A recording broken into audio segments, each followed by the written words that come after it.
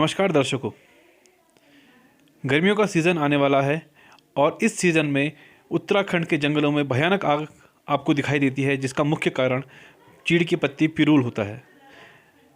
जहां हम लोग इस पिरूल को एक व्यर्थ का सामान या बेकार चीज़ समझ लेते हैं, वहीं दूसरी ओर इसका एक दूसरा पहलू भी है कि जो ये सामान आपके सामने दिख रहा है, ये सब पिरूल के द्वारा बनाया गया है। इस कलाकारी को अंजाम देने का काम करती हैं श्रीमती मंजू आर शाह, जो द्वाराहाट निवासी हैं और रानीखेत के ताड़ीखेत में राजकीय बालिका इंटर कॉलेज में प्रयोगशाला सहायिका के रूप में काम करती हैं। तो आइए कुछ बात करते हैं श्रीमती मंजू आर शाह के साथ। नमस्कार मैडम, आपका स्वागत है। नमस्कार सर। ये जो आप काम कर रही हैं, इसका आपको कैसे इसका विचार आया, कब से आपने काम शुरू किया था? ये मेरी मम्मी जब इसका प्रोडक्ट घर में लाई थी, मेरी मौसेरी बहन द्वारा इसको बनाया गया था, तो मन में काफ़ी उत्सुकता हुई जी।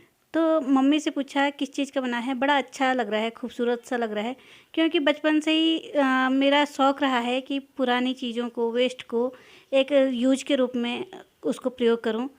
तो उसके लिए फिर मम्मी से जब पूछा तो उन्होंने कहा पिरूल से बनाया। मैंने पहले तो आश्चर्य हुआ कि पिरूल से ऐसी चीज़ भी बन सकती है। उसके बाद जब मम्मी ने बताया कि मौसेरी बहन बनाती है, तो उन दिनों मेरी नई नई शादी भी हुई थी, घर में थी, तो पेपर का वहाँ जाने का कोई बहाना नहीं था, पेपर का बहाना था। तो उसके बहाने से मैं वहाँ पे गई और उससे शुरुआत करना और अंत करना मैंने एक दिन में सीखा। उसके बाद निरंतर अभ्यास से अलग अलग चीज़ें मैं बनाती रह रही हूँ। वर्ष 2010 में मैंने लगभग ये कला सीखी थी और 2012 में जब मैं यहाँ पे आई GGIC ताड़ीखेत में प्रयोगशाला सहायक के पद पर जब मेरी नियुक्ति हुई उपनल के थ्रू, तो वहाँ पर देखा कि एक प्रशिक्षण चल रहा है जो सरकारी विद्यालयों में एक ग्रांट आती है रमसा के तहत। उसमें बच्चों को मतलब आजीविका के लिए ट्रेनिंग दी जाती है, बच्चों को मतलब आत्मनिर्भर करने के लिए। तो मैंने देखा कि सारा सामान जो आ रहा है बाज़ार से आ रहा है और छात्राएं, क्योंकि हमारे स्कूल में पारिवारिक पृष्ठभूमि उनकी इतनी अच्छी नहीं होती कि बच्चे अपना मतलब बाज़ार से सामान खरीद सकें। तो मैंने सोचा क्यों ना इसको यहाँ पे यूज किया जाए, जो मेरे को स्किल्स आती थी वो यहाँ पे यूज की जाए। तो इसलिए मैंने बच्चों को वहाँ पर से सिखाना शुरू किया। तो बच्चों का काफ़ी अच्छा रुझान रहा और उनने सीखा, लेकिन साल डेढ़ साल में फिर उनने वो बंद कर दिया काम। तो मेरे लिए भी वो बात आई गई होगी और मैंने भी बिल्कुल छोड़ दिया। वर्ष 2017-18 के लगभग मुझे गो ग्रीन गो क्लीन का मैं हिस्सा थी हल्द्वानी में। तो वहाँ पे हम लोग सफाई करने जाते थे लगभग, क्योंकि जहाँ पे इस तरह की चीज़ें होती हैं तो मुझे भी काफ़ी अच्छा लगता है कि मैं भी समाज के लिए कुछ कर सकूं। तो वहाँ पे मेरी मुलाकात गौरी शंकर कांडपाल जी से हुई। वो CCRT के संवाददाता हैं। तो उनने जब मैंने उनको ये चीज़ें दिखाई तो उन्होंने कहा कि तुम आज तक कहाँ बैठी हुई हो, इस काम को करो, आगे बढ़ो। तो उनके द्वारा ही CCRT में मतलब इसका मेरे लिए फॉर्म भरे उनने। उसके बाद से मैं कंटिन्यूस इस काम को कर रही हूँ।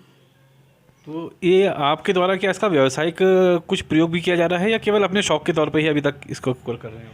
इसको मैं व्यावसायिक तौर पर भी प्रयोग कर रही हूँ। काफ़ी मेरे को ऑर्डर्स आते हैं, लेकिन मेरे पास प्रोडक्शन की बहुत कमी है, बनाने वाले कम हैं, क्योंकि मेरे पास इतना टाइम नहीं होता है कि मैं स्कूल से जाने के बाद और उसके बाद छोटा बच्चा है, उसका देखभाल भी करनी है।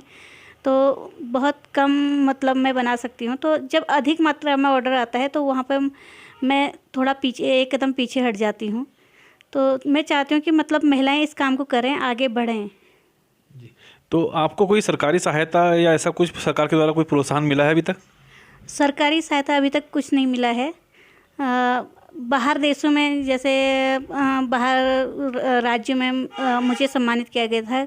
कोलकाता में जब 2019 में IISF India international science festival हुआ था, वहाँ पे मुझे बेस्ट अपकमिंग आर्टिशियंस का अवार्ड मिला था।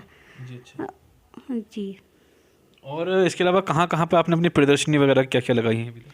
देहरादून में मैंने अभी चारधाम अस्पताल द्वारा हस्तशिल्प प्रदर्शनी लगाई गई थी। वहाँ हस्तशिल्प सम्मान समारोह हुआ था। वहाँ पे डॉक्टर KP जोशी द्वारा मुझे इनवाइट किया गया था। तो वहाँ पर मैंने अपना ये प्रदर्शनी लगाई है। इसके अलावा हम अपने बच्चों को राज्य स्तर पर प्रतिभाग भी कराया है कि इसमें अपशिष्ट प्रबंधन में। जी। तो अभी ऐसा कुछ हुआ है कि जो ये आपके जिन बच्चों को सिखाया उनमें से किसी ने आगे इसको कला को बढ़ाया हो? बिल्कुल सर, अभी ऑनलाइन जब मैंने ट्रेनिंग दी थी, काफ़ी बच्चों के रुझान शुरू हुए थे आने कि हाँ, आप हमें ट्रेनिंग दीजिए। कोरोना के कारण ये सब संभव नहीं था, तो हम मेरे एक मित्र हैं मोहन शर्मा जी, उनने कहा कि इस काम को आप ऑनलाइन कीजिए। जब मैंने ऑनलाइन ट्रेनिंग शुरू की तो उसमें एक लड़की के द्वारा स्वर्ण मानूर की है शर्ट की, उसने इसकी राखियाँ बनाई थी और काफ़ी चीज़ें बना रही हैं, तो उनके द्वारा इस काम को आगे किया गया और काफ़ी वो पैसा भी इसमें कमा रही हैं। तो इसकी जो पूरी प्रक्रिया के बारे में बताइए, आप ये कैसे बनाती हैं, क्या इसका वो तरीका है, किस तरह से करती हैं? जो पिरूल गिरा रहता है, हम इसको सूखे पिरूल से बनाते हैं। अभी हम देखते हैं कि जाड़ों में काफ़ी लोग हरे पेड़ों को काट देते हैं, तो हम उस हरे पिरूल को इकट्ठा करके सुखा लेते हैं। सुखाने के बाद जब हम इसको प्रयोग करना होता है तो भिगा देते हैं ताकि वो फ्लेक्सिबल हो जाए। तो फ्लेक्सिबल होने के बाद क्योंकि वो टूटता नहीं है, इसलिए फिर हम उसको मनचाहे डिज़ाइन में उसको यूज कर सकते हैं। तो ये जो आपका द्वारा सामान बनाया गया है, ये लॉन्ग लास्टिंग है या इसका कुछ टूटने फूटने का डर भी रहता है इसमें?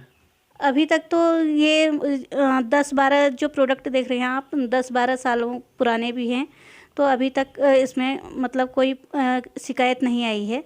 और इसको अगर हम वार्निश लगा देते हैं, पेंट लगा देते हैं, तो इसकी जो चमक है, ओरिजिनलिटी है, वो बरकरार रहती है और ये काफ़ी लंबे समय तक चलता है। जी। तो दर्शकों, आपने देखा कि किस प्रकार से एक साधारण से पिरूल से इस प्रकार की सुंदर वस्तुएं बनाई जा सकती हैं। लेकिन ज़रूरत इस समय यह है कि सरकार इस कला को आगे बढ़ावा देने के लिए अपने ओर से कुछ मदद दे, ताकि इस प्रकार के कलाकार देश विदेश में भारत का, उत्तराखंड का नाम रोशन कर सकें।